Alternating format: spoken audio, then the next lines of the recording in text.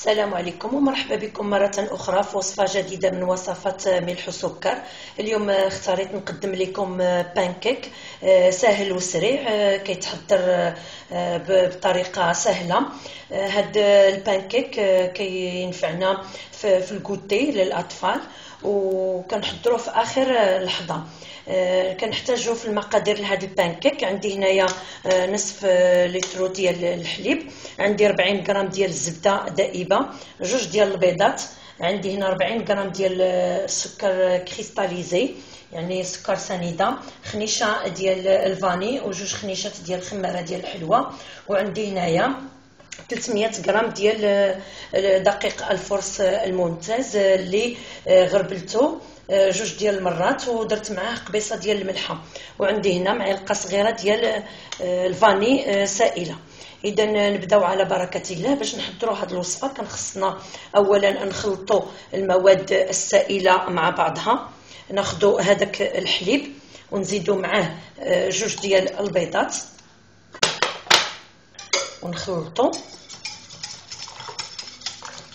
باش ينسجموا المواد اللي سائله خفيفه.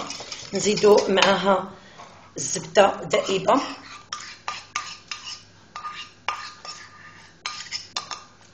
دائما مع الخلط. نضيفوا معلقه صغيره ديال الفاني،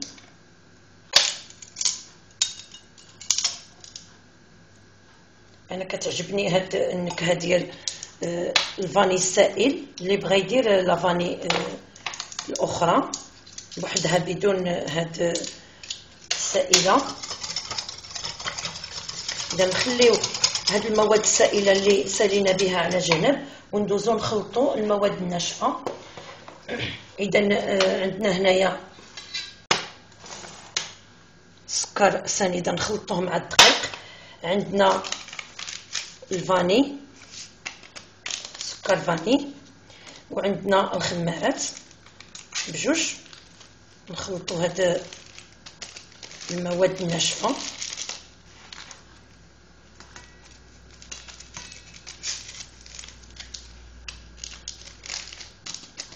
ونخلطوهم بواحد الملعقه باش ينسجموا الخمارات مع الدقيق مع السكر.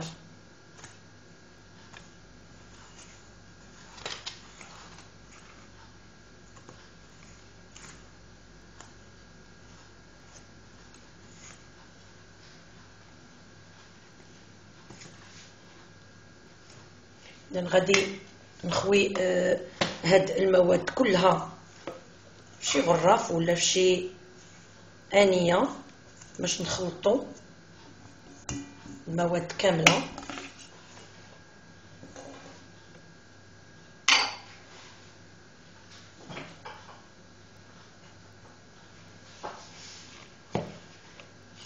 إذن كيف كتشوفوا بدينا بالدقيق خلطناه. الآن غادي ندوزو نخلطوا الماده السائله هنايا مع الدقيق، يعني هذاك الحليب نبقاو نضيفوه شويه بشويه وحنا تنخلطوا بحال هكا.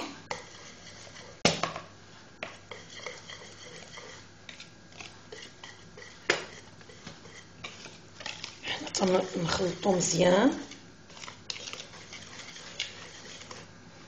نضيفوا شويه بشويه.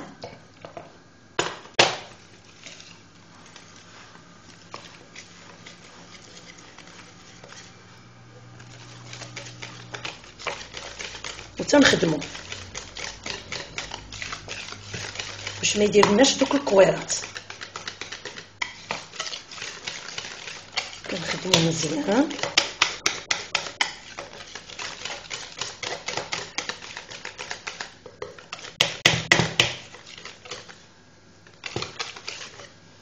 نبقاو نزيدو الخليط شويه بشويه مع التحرك.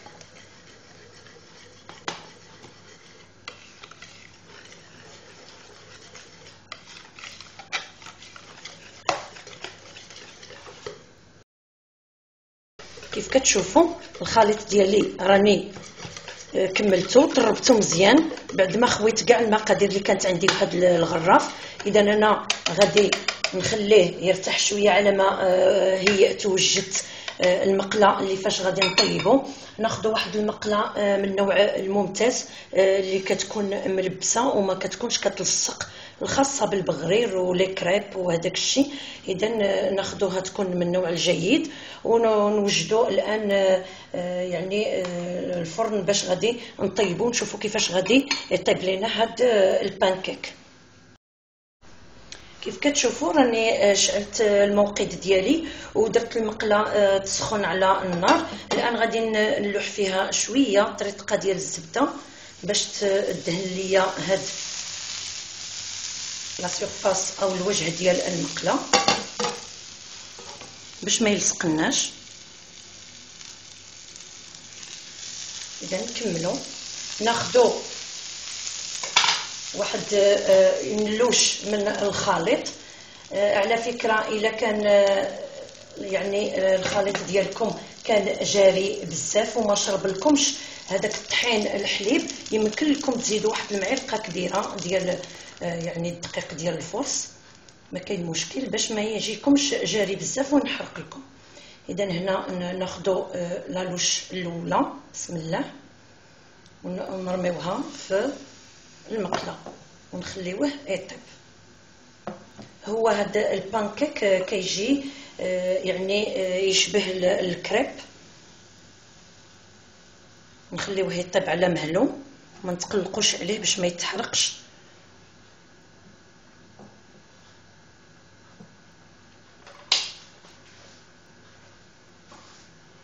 بدا كيشد راسو.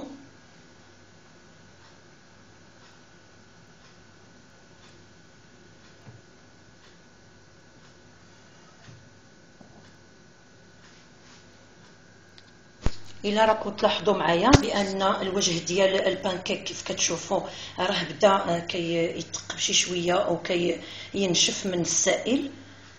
انا غادي نطلل عليه باش نشوفوا من التحت باش ما يتحرقش لياش ونقلبوا. اون فوا كينشف من الفوق اذا صافي راه طاب، خصنا نقلبوه للجهه الثانيه. اذا ناخذوا واحد السكين ونحاولوا نطلعوا الجوانب ونقلبوه بحال هكا ونخليوه يطيب على خاطرو ما نتقلقوش عليه.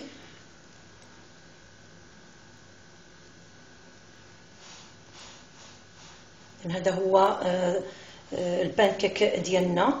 كيف الطريقه كيف كنصوبوه كيفاش غادي كنطيبوه. مره نطلعوا نشوفوا باش واش طاب لتحت.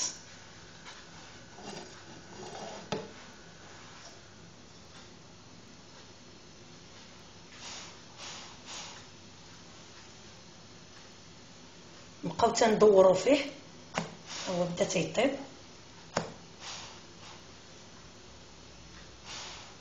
بالنسبه لدهن المقله فقط ندهنوا غير المره الاولى، المره الثانيه والثالثه هي طابت. اذا بحال هكا كيجي على هذا الشكل.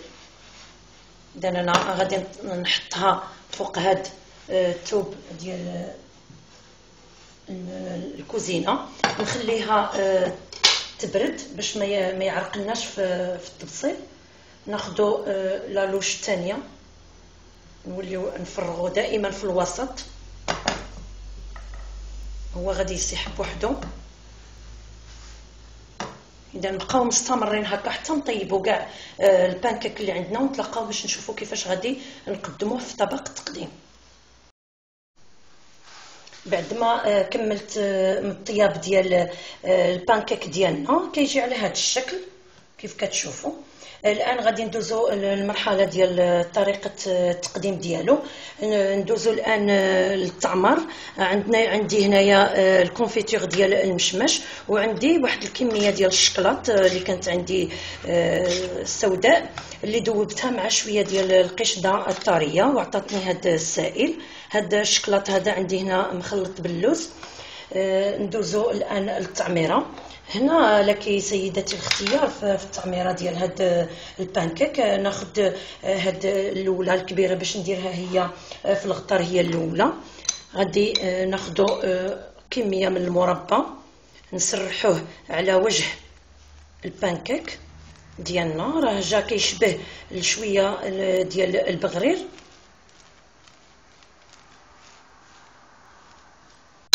اذا ناخذ هنايا الطبقه الثانيه من البانكيك ونحطوها على هذا الشكل. هنا ندوزو لهاد الجهه هذه.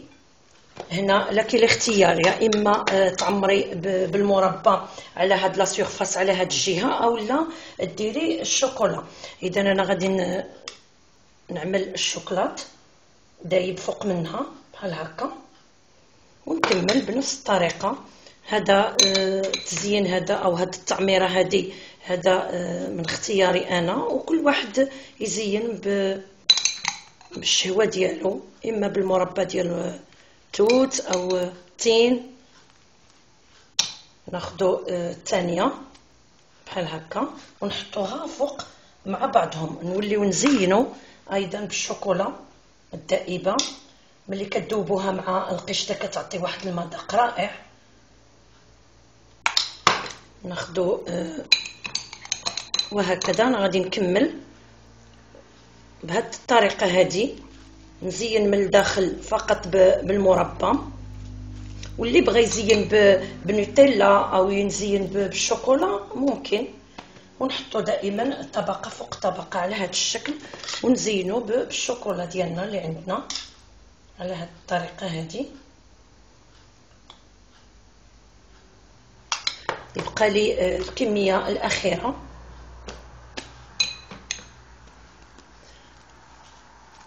ونتلاقاو باش نشوفوا كيفاش غادي يجي المنظر ديالو بعد ما نساليهم كاملين. كيف كتشوفوا الطبق ديالي ديال البانكيك كيجي على هذا الشكل. زينته من الفوق بشكلات دائب اللي شاطلي. نتمنى هذه الوصفه ان شاء الله تجربوها مع وليداتكم اللي تيرجعوا من المدرسه، ومع الازواج ديالكم اللي ان شاء الله تا هما يرجعوا من الخدمه ديالهم. ونتمنى ان هذه الوصفه ترقكم وتعجبكم وبالصحه والراحه.